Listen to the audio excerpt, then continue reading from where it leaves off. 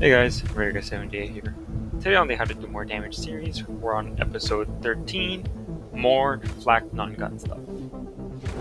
Kicking off the start of the video, I would like to just restate as a refresher from the first flak video, that flak's generally high damage output allows you to just do things better.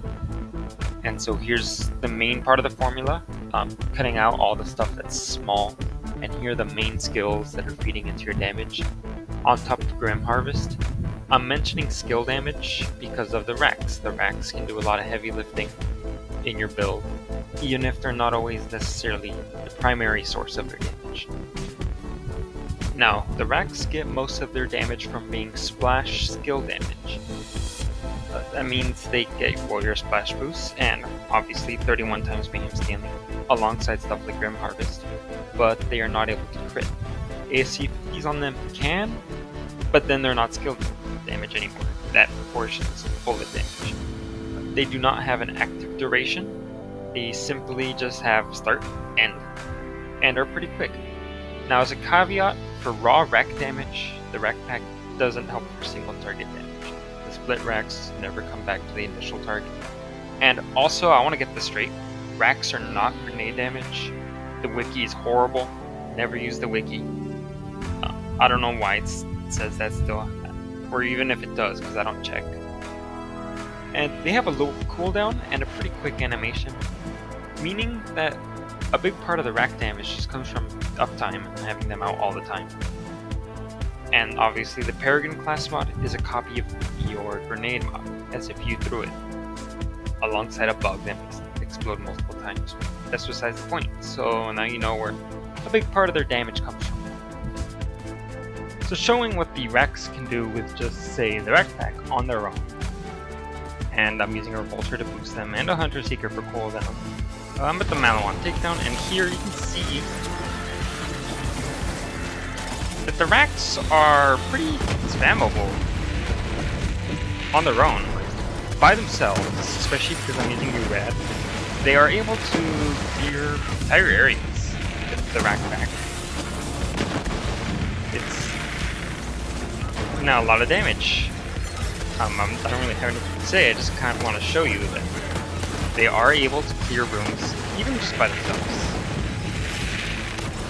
And I'm also supporting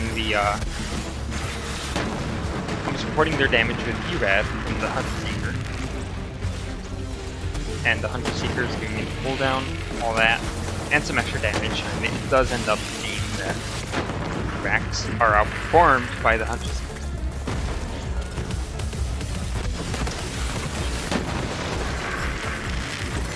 And assuming I don't die here, which, yeah.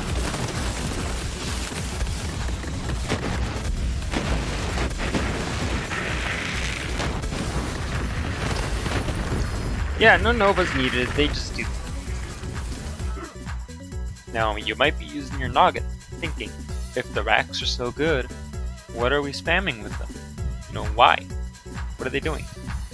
And that's where we are now.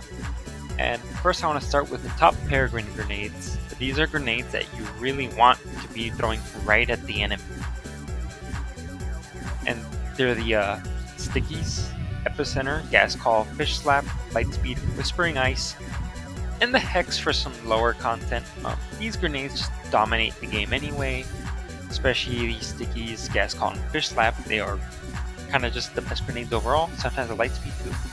And an interesting thing is that the Peregrine comm tends to spawn grenades in such a way that there's a bug that they explode multiple times, and you'll see a lot with the Lightspeed and the Gas Call. You get way more explosions and grenades than you should be getting. I've seen like 3 times.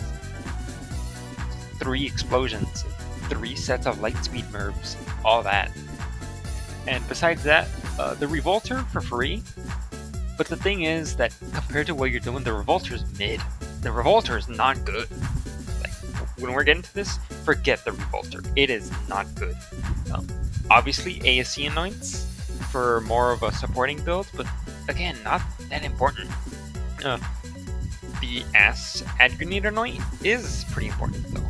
That's the bulk of where your grenade power is coming from. Obviously we have the messy breakup, but the big one, Nova shields. The Frozen Heart, Stinger, Void Rift, Black Hole, and Nova Burner dominate this game. Nova spam with the Rakks is actually peak Flak. It gets all the time trial records, and it's so efficient. Few things can keep up with it because the uptime is just too good and it hits too many things. It loses to bosses, but that's where grenades come in, because grenades are typically the hardest hitting thing in the game, especially considering your damage formula and your uptime and your grenade regen.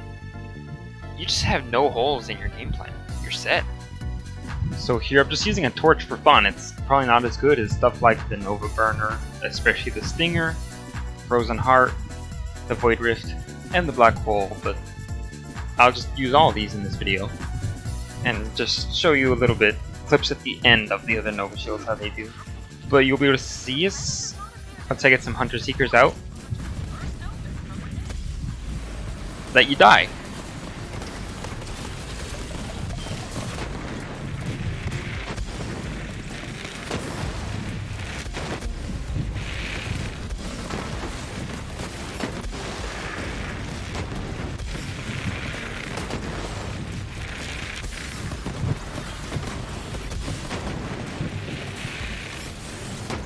And my frame drops are coming from OBS recording.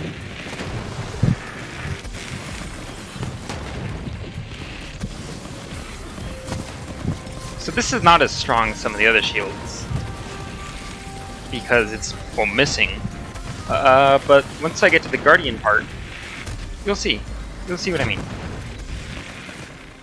Now, I know I always talk about uptime and efficiency in these videos.